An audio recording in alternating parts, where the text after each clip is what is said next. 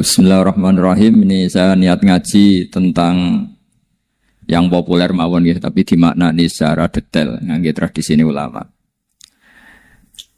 Idza matabnu adama in qata amaluhu illa min salasin shadaqatin jariyatin aw ilmin yuntafa'u bihi aw waladin sholihin yatuna. Kula maknani sing ketiga mawon awaladin sholihin yatuna. Terus walad niku maknane anak. Anak niku saged anak nasab kados Habib Umar bin Nisbat, Habib Soleh bin Nisbat, Habib Ali namanya anak nasab. Lalu yang paling penting dari status anak niku soleh. Soleh niku status perilaku. Ya dados soleh niku status ingkang soleh. Soleh niku maknane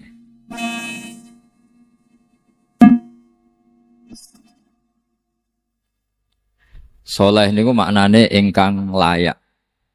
Yat ulah nembe wonten sifat kedua ingkang ndongakno. Terus pertama nu sementing soleh. Dikata sakniki niku tiyang mendoakan orang tuanya, tapi mboten enten status soleh, ora rapati mandi. Jadi ini yang perlu diperhatikan. Jadi status soleh itu kita dapatkan dulu, baru yat ulah. Sekarang do menculot.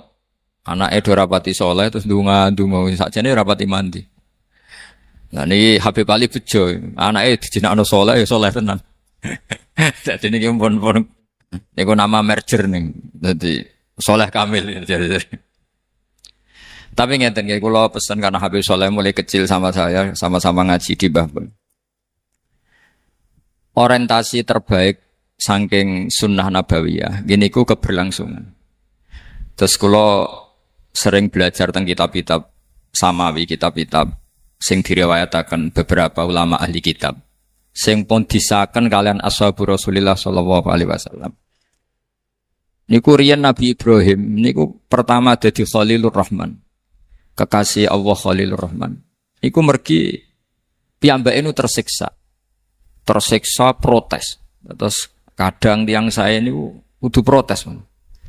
Tapi protes bukan kita demo. Protes itu tidak harus demo, protes.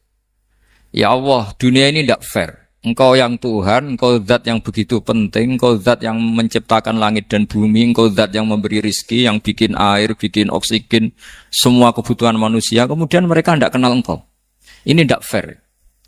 Jadi beliau itu tiap malam itu ngumpat. Ini enggak fair dunia ini. Engkau yang begitu penting, pencipta langit bumi, engkau begitu penting yang menciptakan air, menciptakan kebutuhan manusia, kemudian mereka tidak kenal engkau, ini tidak fair. Ini tidak benar. Jadi sering marah.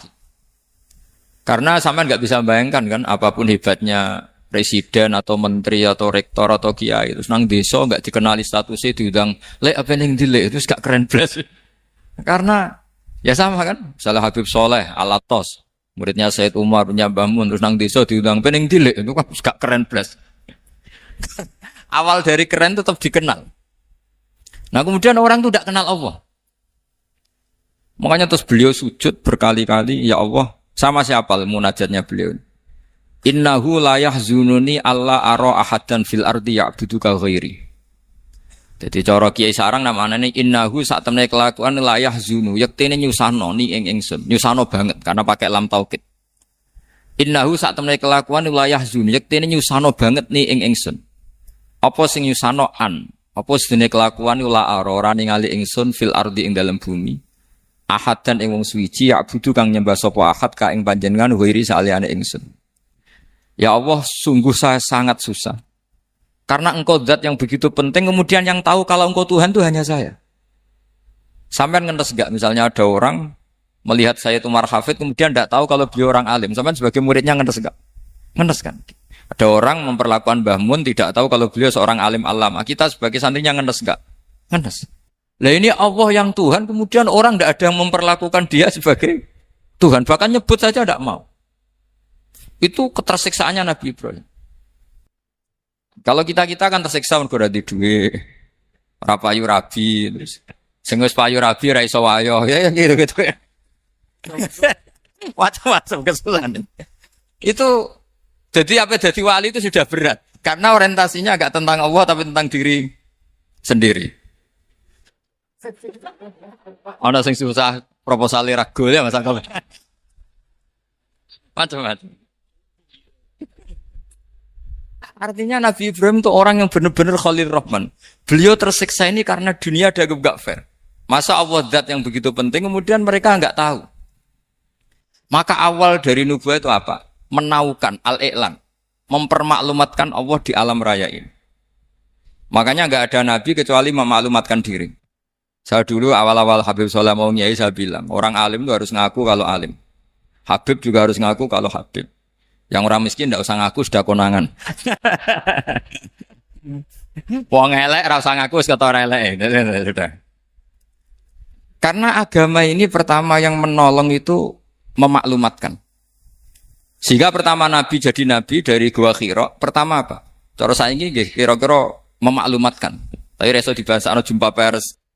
Tapi yang jelas pertama yang dilakukan Nabi setelah di Gua Hira apa? Memaklumatkan diri kalau beliau adalah Nabi.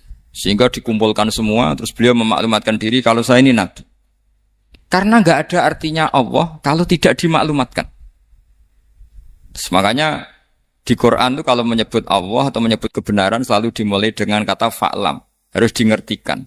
Kita ngerti kemudian mengertikan ke orang lain. Makanya saya sering dulu bilang ke Habib Soleh, nggak boleh orang soleh menyembunyikan diri. Karena nanti kalau orang-orang soleh menyembunyikan diri, sing zuhara ala wajhil ardi adalah sesuatu yang enggak benar. Coba misalnya gini ya, orang bisa terhibur lewat dangdutan, terhibur lewat maksiat. Sementara orang enggak bisa terhibur lewat Thala al-Badru alaina, asyraqal qaunub tihaja dan sebagainya. Maka orang-orang soleh adalah orang yang bisa memaklumatkan Allah, memaklumatkan Rasulullah, memaklumatkan Quran dan supaya itu diterima. Karena awal dari orang terima itu tahu dulu. Nah ini tahu saja enggak.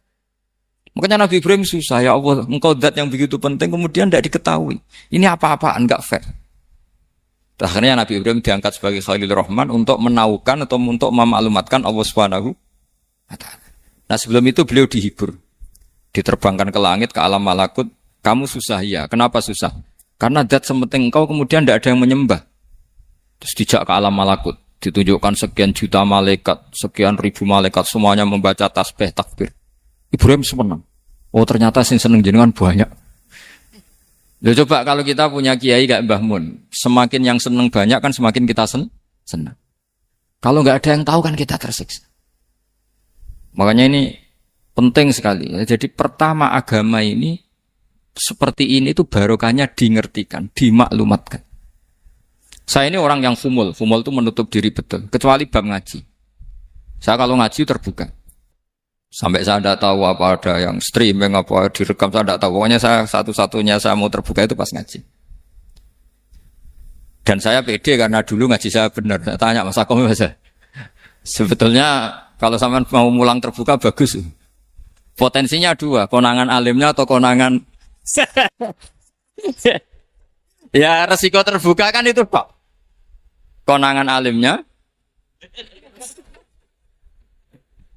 Nah daripada potensi yang kedua, terus nggak mau ngajar ya fumul. Syaratnya wali ku fumul. Oh fumul itu nggak menampakkan. Memangnya mau menampakkan apa kalau nggak bisa apa-apa kan? Jadi saya tidak tahu itu fumul apa bagian dari pengamanan diri. Apa Mas? Apa? Aim. Jaga iman. Jadi Nabi itu pertama yang dilakukan apa? Memaklumatkan kalau Allah itu Tuhan. Jadi ciri utama orang soleh itu kalau kebenaran tidak mendominasi bumi ini. Jadi ciri utama orang soleh itu seperti itu. Makanya kenapa saya milih manhaj, tentu Habib Soleh tidak harus niru saya, karena antar orang alim tidak boleh saling mengikuti. Tapi juga seterusnya, nggak boleh saling ganggu. Saya itu ngaji di mana-mana itu guyon. Karena bapak saya suka guyon, Mbah Mun suka guyon. Alasannya bapak dulu sederhana. Orang sudah nyari hiburan dengan maksiat. Sehingga agama ini harus membawa keceriaan sosial, membawa keceriaan hati. Karena Allah ngendikan kul bi fadlillah wa bi rahmati fa bidzalika falyafrahu. Orang tuh harus senang dengan kebaikan. Orang happy dengan Thala al-Badru alaina, happy dengan manaqibul akhyar, dengan fadhailul akhyar. Karena orang di sana sudah senangnya itu kalau ada maksiat. Nah sekarang agama dibawa orang-orang yang tidak menyenangkan juga. Ngaji teko wis merengut. Ada muridnya salah duduk marah. Salah posisi meja marah. Lalu orang-orang kan mikirnya kan, daripada ngaji dimarahin terus mendingan ndak kan. Makanya Nabi itu paling marah itu kalau satu kebaikan jadi problem. Mu'ad bin Jabal itu pernah ngimami lama sekali. Dan yang makmum itu akhirnya mufarokoh. Dulu belum ditemukan fikih, tapi orang ini sudah berani mufarokoh. Jadi ini termasuk mujtahid sebelum sebelum tahu Fathul Mu'in, tahu Wahab, dia sudah berani mufarokoh. Jadi sudah luar biasa. Karena bangsa ibadah yang agak-agak ngawur itu tanpa diajarin sudah do pinter sendiri. Dia mufarokoh. Ketika dia mufarokoh, komentarnya Mu'ad, dia munafik. Sholat belum selesai kok mufarokoh. Singkat cerita Mu'ad melaporkan itu ke Rasulullah. Si tukang penggembala ini juga melaporkan ini ke Rasulullah. Tapi apa kata Rasulullah? Yang Rasulullah itu yang bela, malah bela yang penggembala tadi. Afattanun anta ya Mu'ad. Kamu itu tukang fitnah. Agama ini kalau kamu model begitu orang lari. Basyiru wala tunafiru, yassiru wala tu'asir. Padahal ini baca Quran panjang, harusnya akan ibadah. Tapi karena ini menjadi problem sosial, orang menjadi tidak nyaman jamaah, itu sudah disalahkan Nabi. Karena tadi, kalau agama ini jadi problem, maka masalah besar. Makanya sifat dasar Rasulullah apa khafiful maunah, biayanya murah. Makanya saya ngaji di mana-mana ya suka seperti ini. Mejanya enggak jelas, pengunjungnya juga agak jelas. Semakin kacau semakin baik kira-kira. Nah ini pengunjungnya juga seperti ini kan. Nanti sampean yang beda tuh. Jadi tak beri hak gak jelek saya ini. Ini namanya aqomaddin. Kalau faman taroka fakot. Jadi pilihannya kalau gak aqomaddin ya aqomaddin. Jadi kenapa banyak kiai yang ceria? Karena tadi satu-satunya cara kita menandingi hegemoni maksiat adalah pembawa taat itu ceria. Karena orang itu mesti mencari kebahagiaan. Sebab itu para nabi itu mengajarkan agama ini dengan cara yang bahagia. Misalnya mangqala la ilaha illallah dakhalal jannah. Nabi tidak ngendikan gini, mangqala la ilaha illallah terus salatnya benar, puasanya benar, belajarnya benar, jadi kiainya benar. Wah itu kalau itu panjang sekali, banyak yang enggak masuk surga. Sementara kubu yang lain kampanye, sudah tenang bersama bapaknya di surga. Lah kita kampanyenya, pon salat ra mesti ditampa. Puasa ora mesti ditampa. Wis repot, syaratnya ditampa ikhlas wangel. Kowe ora bakal iso. Berarti maknane kan ra bakal mlebu swarga. Akhirnya wong kan mikir, wis salat tetep ra swarga, puasa tetep ra swarga. Mendingan ra salat. Jadi kita ini kan bersaing sama kampanye aku sebelah gitu. Makanya saya milih manhaj pokoknya Islam apik. Tapi bukan berarti saya menyepelekan aturan-aturan dalam sholat, karena yang kampanye itu sudah banyak. Biasanya kiai-kiai sing kereng kampanye tentang sing kereng-kereng. Itu saya manfaatkan ya sudah, itu bagian jenengan. Jadi orang itu harus mikir. Agama Kristen itu diterima di Eropa di mana-mana. Di antara sebabnya adalah karena orang dijamin masuk surga. Orang mau kayak apa faseknya tetap kalau mati bersama. Kita enggak, sudah kiai, sudah mulang terus masih didoain. Semoga amal baiknya diterima, amal buruknya masih ngeper apa? Dan itu santri saya nanti kalau ziarah saya tuh ya Allah ampuni Gus Bah ampuni.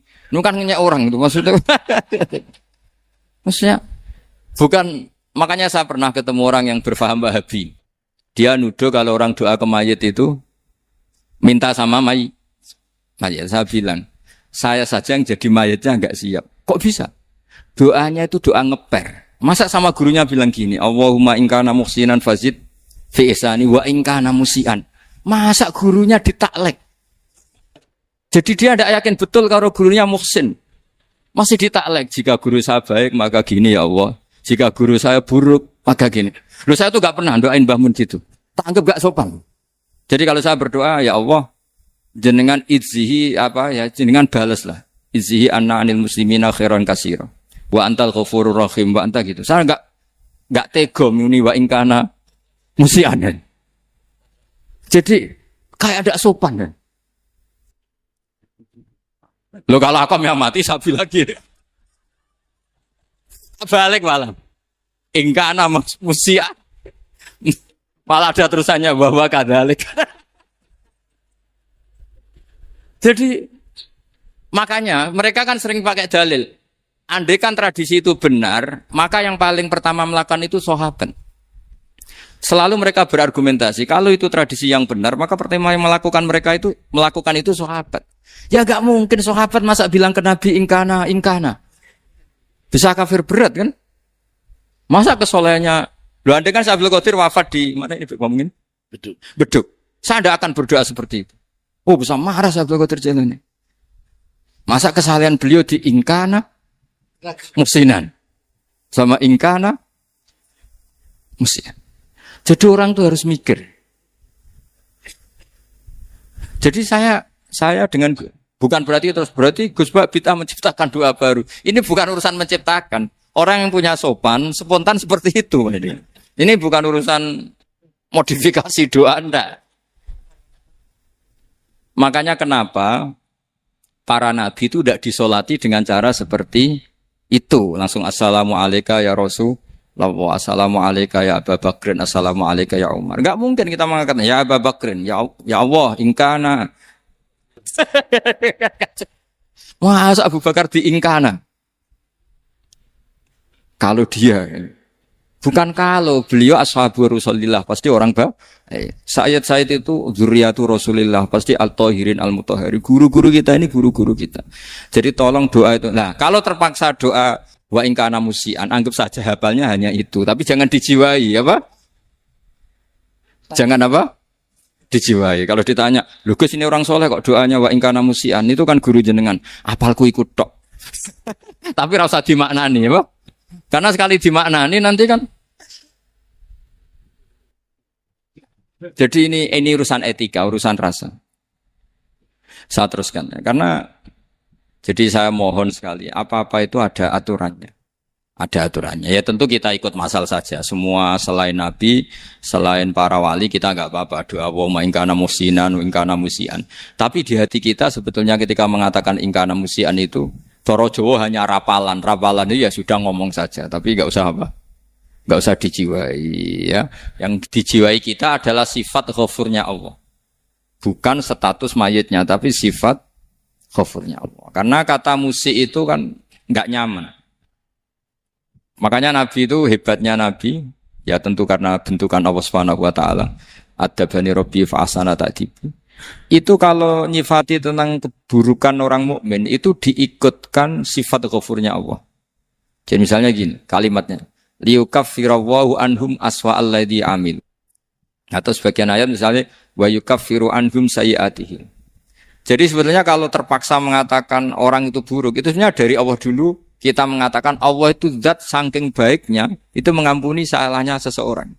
Jadi nyifati Allah dulu, Allah saking baiknya itu mengampuni salahnya orang-orang baik. Karena orang-orang baik juga manusia, Ustadz juga. Tapi lebih ke nyifati ke Allahnya. Kalau kita kan enggak, lebih tertarik nyifati mayitnya. Sehingga kita di hati itu, mayit kira tak jalan sepuro tuntas kayak gitu. Jadi, kalau di Quran enggak seperti itu. Jadi kita lebih mensifati Allah itu Ghafur, Afuwun Karim. Makanya seperti doa-doa kita kalau Ramadan begini. Allahumma innaka afuwun karim tuhibbul afwa, baru bakas fa'fu. Jadi ada aturannya. Meskipun ilmu ini agak jelimet, tapi bagi ahlinya ini ma'ruf. Kalau sampean enggak paham berarti enggak ahlinya. Jadi ilmu ini agak jelimet, tapi ma'ruf. Nah, sehingga Rasulullah kalau kita meyakini syafaatu Rasulullah SAW, itu cara berpikir harus kita balik. Misalnya begini. Wong Islam nakale ngono, penggaweane maksiat kok disafaati Kanjeng Nabi kurang penggawean. Caranya berpikir jangan gitu. Kalau gitu kayak mari mangkel, wong nakale ngono kok untuk syafaati Kanjeng. Tapi cara berpikir gini. Syafaatu Rasulillah itu wasi'ah, luas sekali. Syafaatu Rasulillah ghairu munhasirah, tidak terbatas. Syafaatu Rasulillah itu lebih sakti ketimbang dosanya umatnya. Semua ulama dulu kalau nyifati Allah juga gitu. Allahumma misalnya, maghfiratuka awsa'u min dzunubina. Ya, yang misalnya yang pakai mutakalim ya Allahumma maghfiratuka awsa'u min dzunubi wa rahmatuka arja inti min amali. Jadi jangan kitanya dulu. Kalau kitanya dulu kan nyifati kita dosa banyak. Itu sama ndak usah ngaku sudah tahu semua. Tapi nyifati pertamanya apa? Allahumma maghfiratuka awsa'u min dzunubi wa rahmatuka arja inti min amali. Sehingga dari nyifati maghfiratullah yang wasi'ah, yang tidak terbatas, kemudian kita sah mengatakan bahwa ahlul maksiat pun mungkin atau berhak dapat ampunan. Sama. Syafa'atu Rasulillah itu ghairu munhasirah. Syafa'atu Rasulillah itu wasi'ah. Sehingga sahlah riwayat syafa'ati li ahlil kabair min ummah. Itu bukan menyangkut melegalkan kabirah.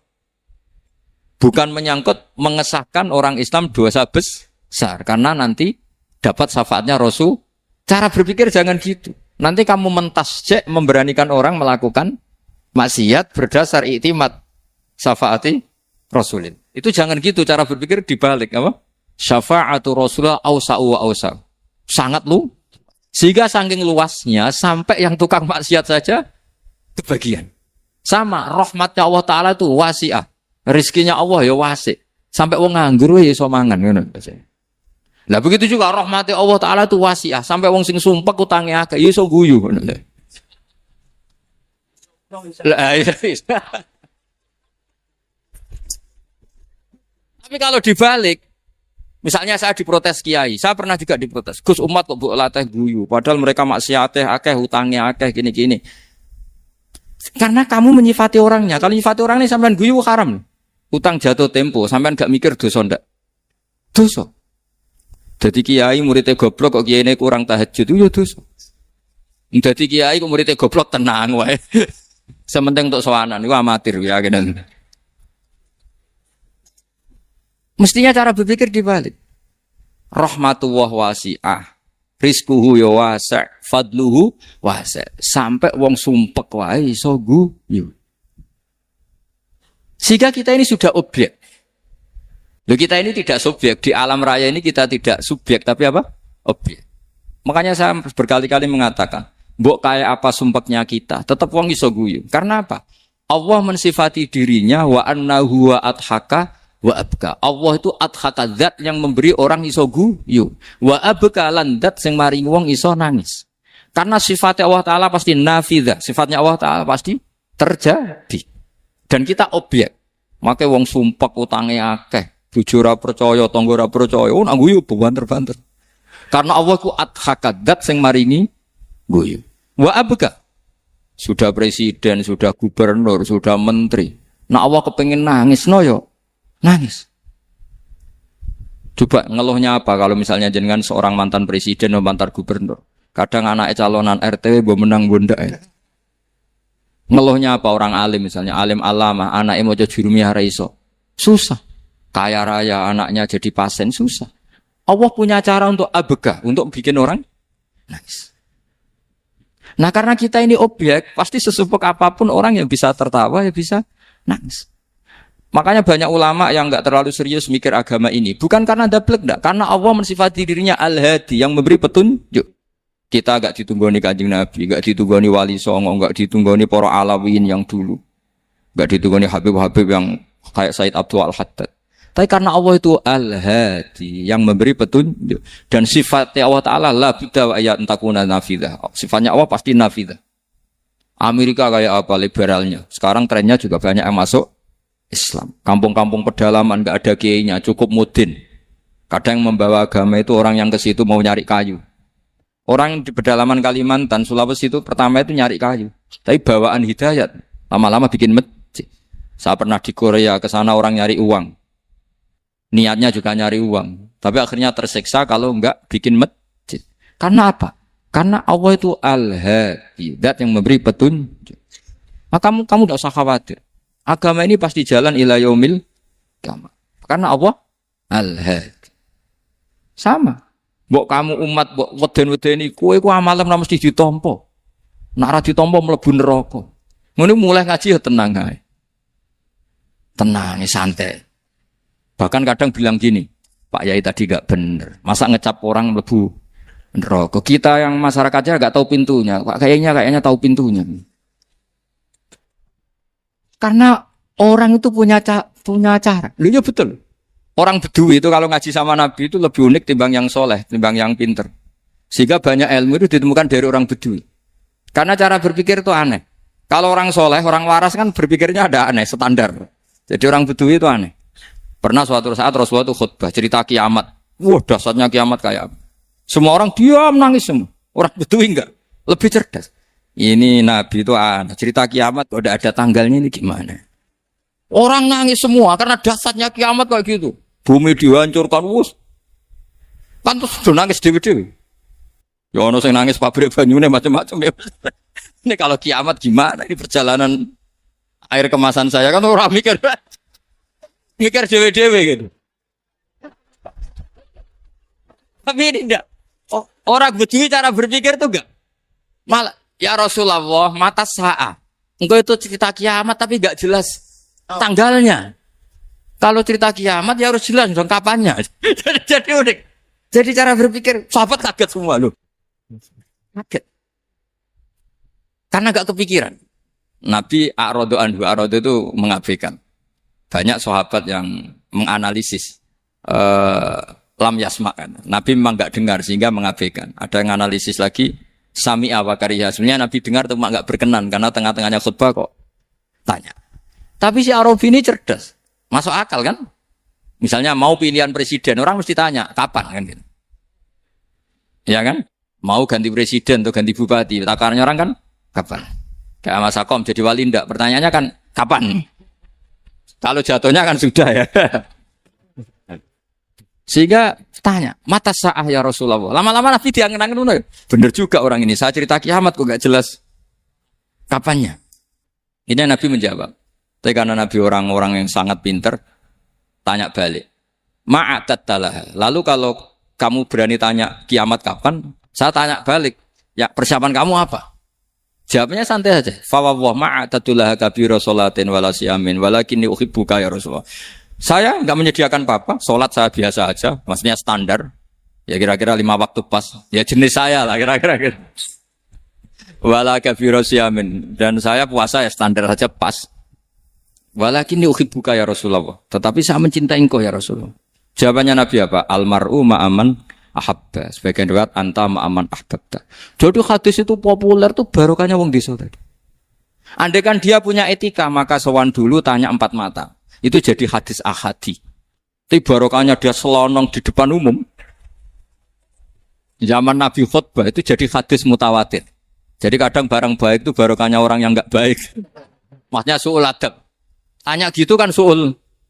Tapi itu barokah. Akhirnya hadis itu mutawatir. Karena didengar ribuan sahabat yang mendengarkan khutbahnya Rasulullah. Tapi kalau hadis itu satu-satu kan. Khassani bidzalika Rasulullah. Khassani bidzalika Rasulullah. Itu nanti jadi hadis ahadi. Yang kualitasnya jauh di bawah hadis mutawatir. Jadi barokahnya orang su'ul adab itu ya ada. Karena Allah yang mendesain ini. Akhirnya kata sahabat, kata Anas bin Malik. Mereka itu mangkelnya bukan main sama Arabi tadi. Karena tanya gak sopan sama Rasulullah. Tapi setelah Nabi jawab, Almar'u ma'aman habba, fama farihu bisyai'in farohahum bidzalika badal. Mereka tidak pernah senang dengan hadisnya Nabi. Sesenang riwayat, Almar'u ma'aman ahabba. Barokahnya Arabi. Bedui. Makanya saya sebagai kiai ini, Bedui saya tak pertahankan ila yaumil qiyamah. Karena umat ini pernah terbarokahi oleh orang apa? Bedui. Itu barokahi su'ul adab tadi.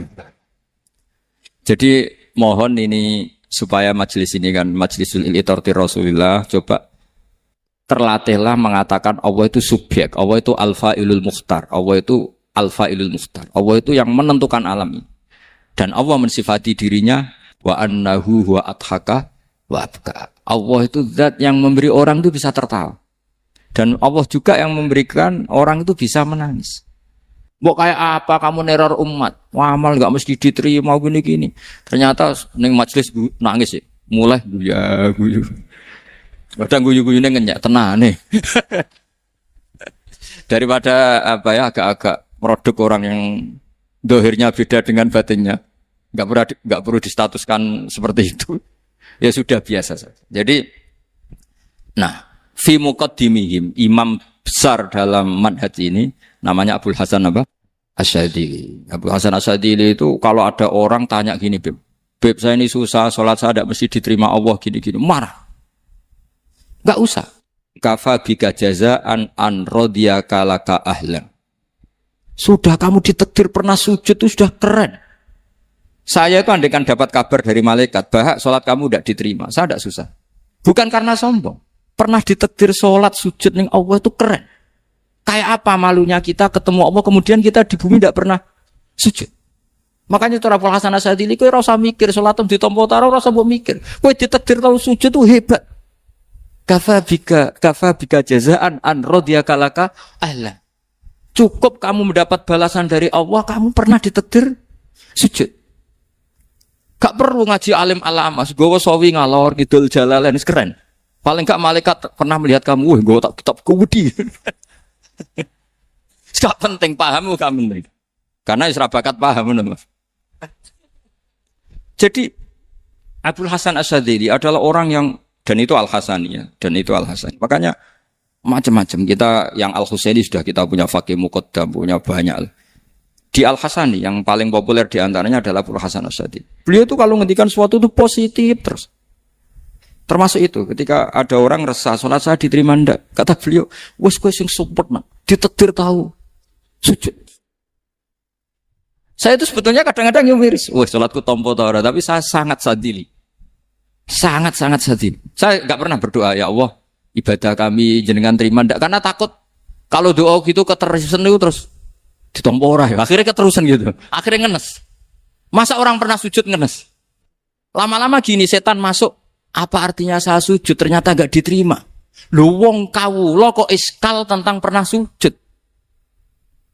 Itu kan ibarat gini, kamu ngasih uang sama orang tua kamu, misalnya Habib Soleh ngasih uang Habib Ali, terus apa artinya tak kasih, kemudian beliau tidak terima kasih, itu kan lucu. Terima kasih, tidak terima kasih, seorang anak ngasih orang tua itu keren. Makanya saya bangga dengan Habib Soleh ketika beliau mengumrohkan Habib Ali, sudah mendaftarkan haji Habib Ali. Enggak usah mikir diterima apa enggak. Wes keren, itu sudah perilaku yang keren, yang hebat. Makanya saya sering ada orang mau cerai tanya saya, Gus saya ini cerai gak, istri saya kurang ajar gini. Gak usah. Tapi bojo kula judes. Uang di bojo iku wis keren. Paling gak kowe ra darani jomblo.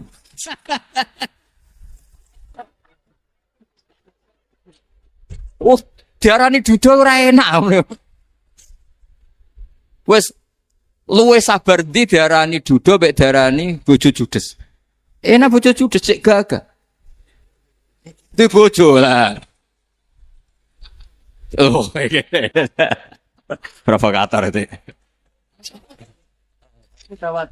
Jadi kafabika jazaan an radiyaka laka ahlan. Sudah ditakdir pernah sujud itu sudah keren. Dulu ulama ala hadan nampak. Ulama dulu cara berpikir seperti itu. Makanya ulama dulu kalau nafsiri wasjud waqtarik sudah pernah sujud. Di Quran enggak pernah. Ada ayat wasjud lan sujudo sira ingkana kada wa kada ingkunta mutayakinan dikabuli sujudi kan ada sujud ya sujud saja, tidak usah mikir makbul apa tidak makbul. Sudah kalau sujud pasti waktari. Terus saya sebenarnya ya sebagai orang ya kadang wedi, salatku ditompo ta ora. Tapi kalau keterusan nanti ada was-was yang mengatakan opo artine salat. Lu tuh kan ngeri seorang hamba sing uripe ning bumine Allah kemudian menyoal pernah salat hanya karena takut gak diterima. Itu kan geblek banget. Saya jenis kiai yang di partai itu. Saya tidak tahu kalau keneng dikom. Sediumat masa kamu gak ada keren iblis. Jadi, nah nanti kalau misalnya ada manhajnya Habib Soleh yang tidak seperti itu tidak apa-apa. Mungkin supaya orang nggak takabur, nggak fakhr. Sehingga makanya mulai dulu lama itu ya partainya kalau nggak rojak ya khauf. Nah saya ini yang jelas terang-terangan ikut partai rojak saja, Pak. Partai rojak. Karena banyak yang sudah di partai khauf. Tapi saya rojak yang bil ilmi tadi. Makanya Sayyidina Umar radhiyallahu anhu itu yang namanya sama sujud. Saya itu punya kitab. Habib Soleh pernah tak tunjukin tulisan tangan saya. Muji-muji sujud. Sayyidina Umar ketika ditusuk seorang kila itu Majusi. Abu Lu'lu' terkenalnya itu. Itu Hulamul Mughirah terkenalnya itu. Ditusuk, dia sahabat, beliau sahabat, wali. Jadi nusuk Umar itu kayak apa? Nusuk Mas Akom aja dosa besar, apalagi nusuk Umar. Itu ketika ditusuk, Dia itu ya punya dendam. Namanya manusia itu punya dendam. Maksudnya namanya orang kan mangkel sama yang nusuk. Kalau orang mangkel itu inginnya kan yang nusuk itu masuk neraka. Tapi apa kata Umar? Ngendikan gini, tanya pertama. Yang nusuk saya siapa? Orang Majusi. Orang Majusi, Hulamul Mukhir. Alhamdulillah, alladzi lam yaj'al maniyati biyadi rajulin lam yasjud laka sajdatan yuhaju biha indaka yaumal qiyamah.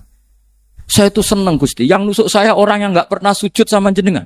Jika kalau saya dendam supaya dia masuk neraka, saya enggak takut orang itu nuntut sama saya. Tapi kalau dia pernah sujud, pernah sholat, kemudian dia masuk neraka karena nusuk saya. Kemudian dia berargumentasi, saya pernah sujud ya Allah, kenapa engkau masukkan neraka? Saya tidak berani jawab ya Allah. Saking hormatnya sama yang namanya sujud.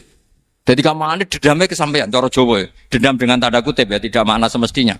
Jadi mangkel mbek sing nusuk nak mlebu neraka pantes wong ora tau sujud wae Gusti gitu. Tapi kalau pernah sujud, kemudian dia masuk neraka karena saya, bisa yuhajuni biha yaumal qiyamah. Jadi kayak apa sujud? Saya apa? Nabi itu kalau muji sujud sampai ngitkan wa hatta takuna sajdatul wahidatu khairan minad dunya wa ma fiha. Nanti kalau kamu di akhirat ketemu Allah, kenangan terbaik kita apa? Di dunia pernah sujud. Keren aja. Cara ning pondok wis tau bayar seharian lho. Cara sowan kiai tau ngamplopi Mas. Go jajan. Nah tapi kadang syaitan itu masuk tadi. Apa artinya sujud gak mesti ditompo, apa artinya sowan Habib ngaturi ra mesti ditompo, ngaturi kiai. Akhirnya ada ketakutan. Nah kalau ketakutan ini berlebihan lama-lama, ma faidatus sujud. Wah itu sudah buruk sekali. Wong hamba kok tanya, ma faidatus sujud. Nah ini di pentingnya mazhab-mazhab Syadzili. Jadi saya ngaji agak-agak uraan amdan. Kalau ini watak sudah, bukan. Jadi uraan itu ada dua. Ada yang amdan bismil ilm. Ilmunya banyak, terus milih manhaj. Insya Allah saya partai itu. Ada yang uraan bakat Mas. Ada ya? Ada apa banyak? Nah sebetulnya khauf juga gitu Bim. Ada khauf itu karena ilm. Ada Habib alim alama atau kiai alim alama. Dia tahu masyarakat kalau ngikuti Gus Bak nanti jadi fakhr, kurang tawaduk, terus dia milih partai khauf. Lah yang buruk itu ada kiai yang milih khauf pancen dari awalnya sati cilik. Jenisnya wis sati. Jadi sebenarnya dia tidak cukup ilmunya nerangkan khauf, cuma jenisnya wis sati cilik, wong ning omah iku lawang dikunci ana gludak-gludak, ana hantu putih. Jadi ya sama, yang bawa rojak bisa bawaan dablek, yang bawa khauf bisa saja bawaan ati cilik. Nah, kita ingin yang bawa rojak ya bismil ilm, yang bawa khauf juga bismil ilm. Ya ana ta Mas, wong sing ati gedhe, menggawe dua blek, tapi enggak bawaan rojak, memang bawaan dablek. Ada yang ati cilik tapi bawaan khauf, jadi mengatakan khauf tapi sebetulnya bawaan hati cilik. Nah kita inginnya ndak. Kalau rojak ya bismillah kayak Abdul Hasan Asyadzili. Kalau yang kampanye khauf kayak Said Abdul Haddad bawaan apa? Ilm. Sehingga kita ini kul inni ala bayyinatin mir rabbi. Semua itu berdasar ilmu sing jelas welo-welo. Makanya semua nabi memaklumatkan apa? Kul inni ala bayyinatin mir rabbi. Jadi semua ilmu syaratnya apa? Bayyinah itu kebenaran ilmiah sing jelas welo-welo.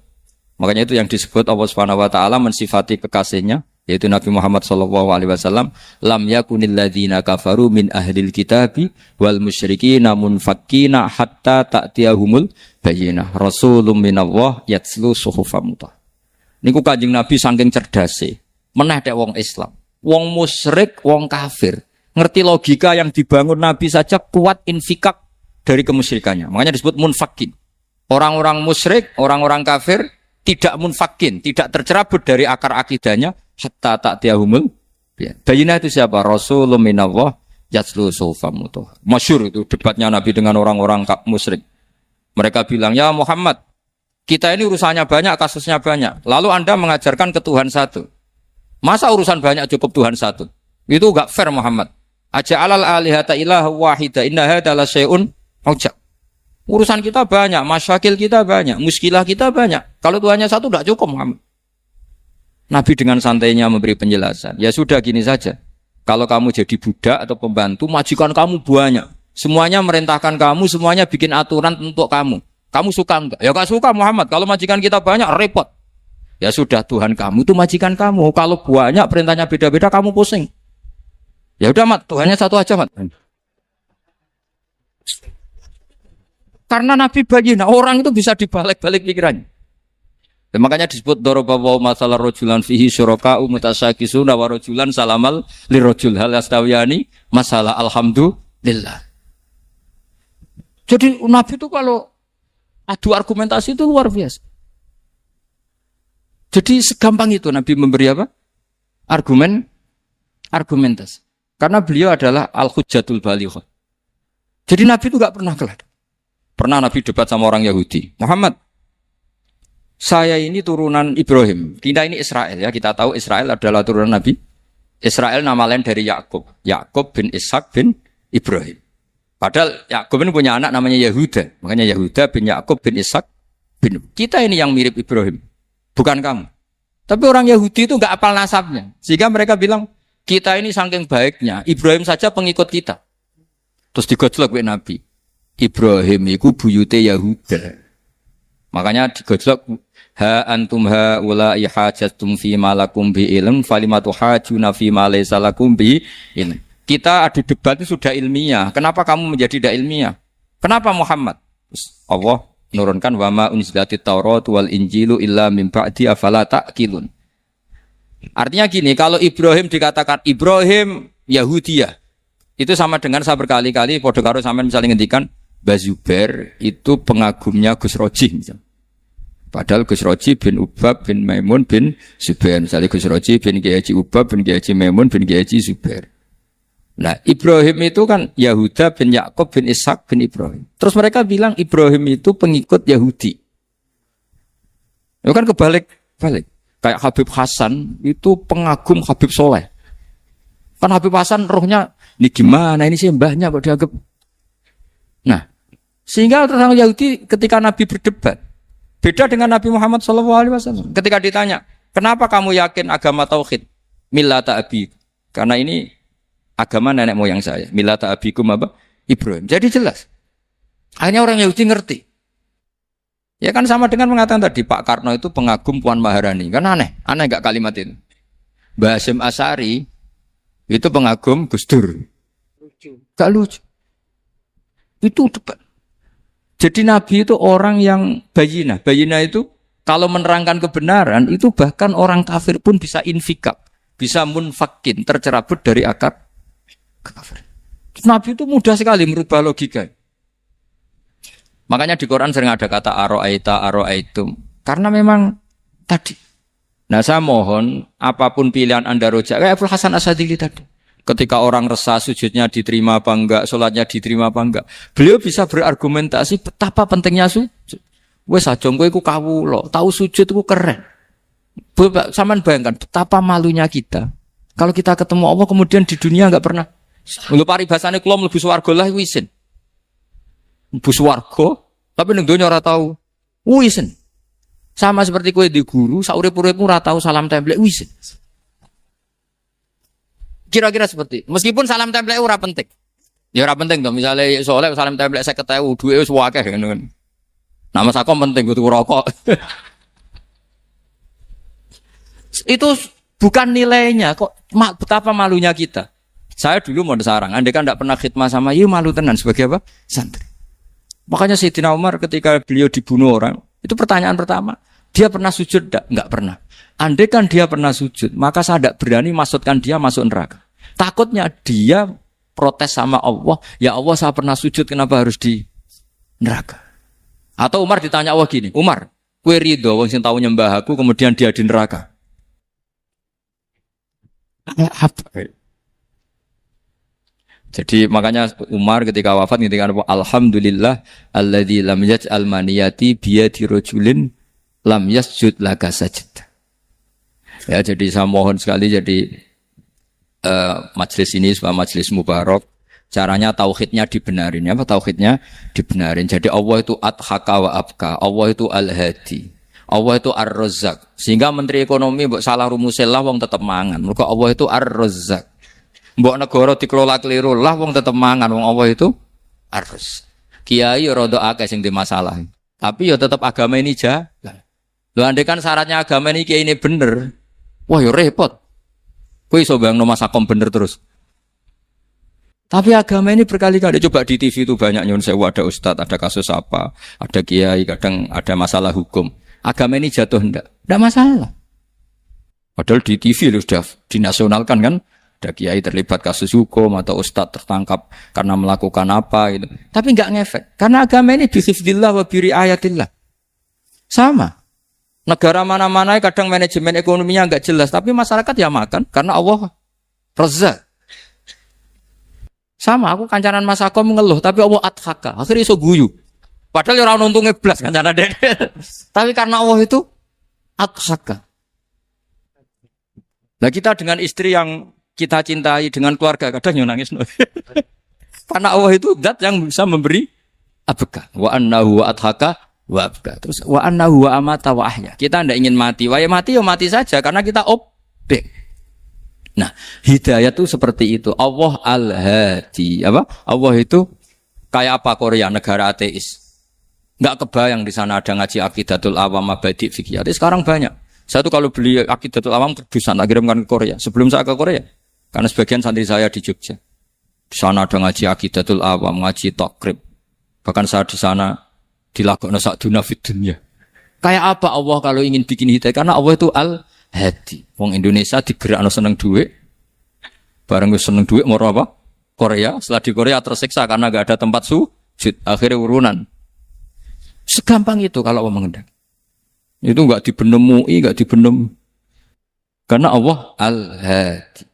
Jadi saya mohon sekali tauhid ini dibenerin dulu. Allah tetap al-fa'ilul mukhtar, apa? Al-fa'ilul mukhtar. Sehingga Allah mensifati dirinya adhakawa. Mbok kamu bendung kayak apa, orang ngaji saya tetap guyu. Sekarang iso mbuli saya, oh sebab yang ngaji sejak guyu. Allah yang memberikan guyu kamu itu. Andai kan sesuai status kamu, kowe ora ngarep guyu. Utang akeh, jatuh tempo, bojo ora percaya. Gede-gede kayak paham.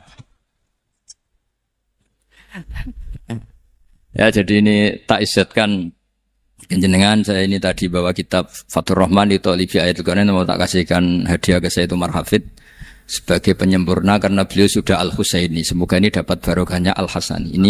Ini dikarang oleh zurianya Abdus Salam bin Masis. Abdus Salam bin Masis adalah guru dari Abul Hasan apa? Asyadili. Jadi kita tahu Syaibul Hikam Ibnu Athaillah As-Sakandari muridnya Abul Abbas Al-Mursi. Beliau muridnya Abul Hasan Asyadili. Beliau muridnya Abdus Salam bin Masis. Yaitu alami zata ini min dzurriyyati Abdus Salam bin Masis. Jadi ini Al-Hasan. Jadi ini sudah klub karena mulai dulu ya tradisinya gitu. Banyak sabaib ngaji Barojak, Bafadol. Nanti yang Bafadol Barojak yang ngaji Habib lagi. Seperti sanadnya Soleh di Sarang. Ya Soleh ngaji Bahmun. Tapi Bahmun ngaji Sayyid Alawi, Sadat. Ya. Ngaji Sayyid Zaini Dahlan. Nanti setelah Sayyid Zaini Dahlan ngaji Ajam lagi Usman Adim Yati. Jadi ya biasa mulai dulu silsilah ya seperti itu. Jadi seperti dulu Ibnu Abbas termasuk Qorobatu Rasulillah. Jadi dulu Qorobatu Rasulillah itu Bani Hasyim sama Bani Muttalib. Tapi kalau sekarang ya tentu para Sadat, para Habaib. Dulu biasa Ibnu Abbas ngaji ke Zaid bin Sabit. Itu Ibnu Abbas yang mencium tangannya Zaid bin Sabit. Tapi Zaid bin Sabit juga mencium tangannya Ibnu Abbas karena karobati Rasulullah sallallahu alaihi wasallam. Jadi saya mohon semuanya itu insaf bil ilm, ya, insaf bil ilm. Kayak tadi munfakina hatta ta'tiyahumul bayin. Jadi bayinnya itu orang yang kalau menerangkan itu memberi penjelasan sing jelas welo-welo. Itu siapa? Rasulun minallah yatslu suhufam mutahharam. Beri Al-Fatihah.